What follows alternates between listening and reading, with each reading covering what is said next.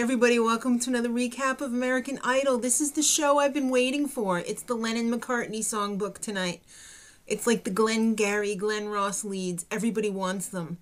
Alright, so the judges, I'm going to have to do a little criticism of the judges tonight. Simon came out in a stretched out maternity tee. I'm sure it was very expensive, but it came across so Fonzie. Randy, same old ratty varsity sweater that you wear every week. Will you change it up already? Kara, overdressed as usual. Ellen, in a button-down. Predictable. Alright, so I think the judges should consult a wardrobe consultant because I'm tired of seeing the same old crap from them every week. There was a message from Sir Paul. Good luck, kids. Don't F it up. So Aaron Kelly started off. This week they had to talk smack about the other contestants, so everybody agreed that he's Yoda. Yoda he is. He sang The Long and Winding Road. He's a great singer, but I think his voice was really a little bit underdeveloped at age 17 for this song. He did an okay job, even though the tempo was just a little bit too slow, I think. Kind of boring a little bit. Katie Stevens. Guess what? The other contestants think she's a bitch and nobody likes her. Just kidding. She does a mean single ladies dance. She sang Let It Be. The judges went freaking crazy over this. I think because they ripped her to shreds last week and they felt bad. I didn't think it was very memorable, though. I mean, it was okay. It was almost bordering on boring for me. Sorry, I just didn't get it, but Ryan had a little slight for her at the end of her performance when he said that she grew physically since last week. And here I am sitting thinking, she looks like she's put on a few. You know, it's probably nerves and everything, but for him to say something like that, ooh, even if it was a double entendre. All right, Andrew Garcia. He's Mr. Personality. Now, I'm not saying this to be mean, but there is a striking resemblance between him and Kim Jong-il. I'm sorry, I'm just making an observation. Does anybody else notice that?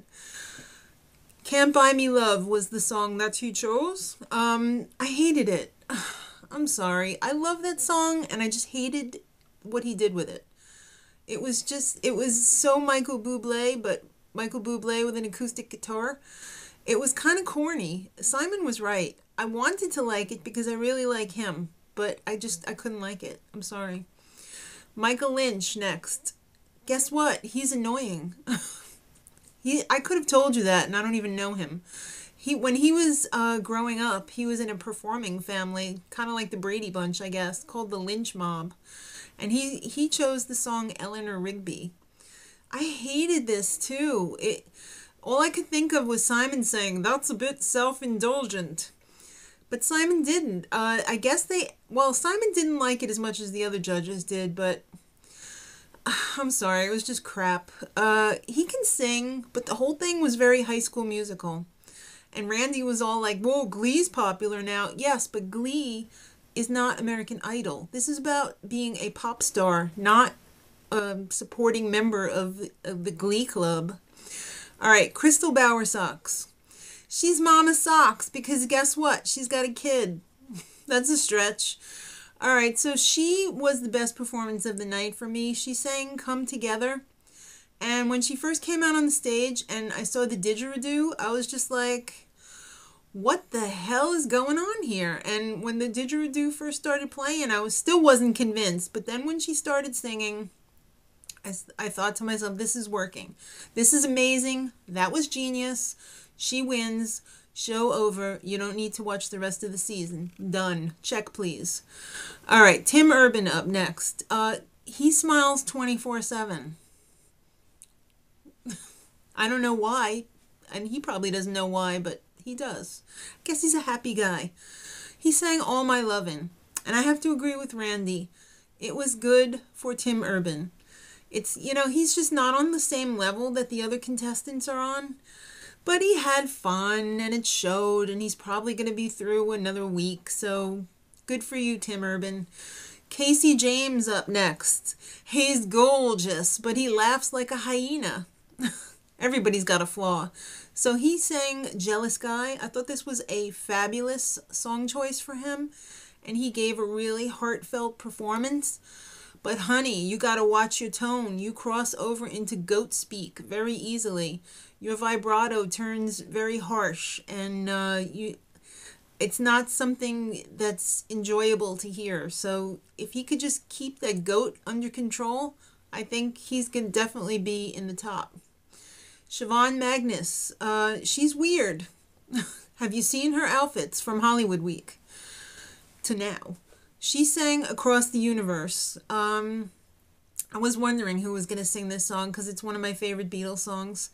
She was very nasal, though. She tried to switch it up this week and be all quiet and, you know, mysteriously quiet. And I thought the whole thing was a little going nowhere. I'm so glad she didn't scream, though. Thank you for not screaming at the end. She kind of like toned it down. She kind of did like a little baby scream, but at least it wasn't the full-on scream. Dewyze closed the show. He's a worrywart, and he's also besties with Garcia. Those guys know how to have fun, and they're probably going to get married and have a baby Danny Goki. I could totally see that. I could totally see that. He sang Hey Jude. And I thought, well, that's probably a good song choice for him. But then halfway through the song, a bagpiper comes down the steps.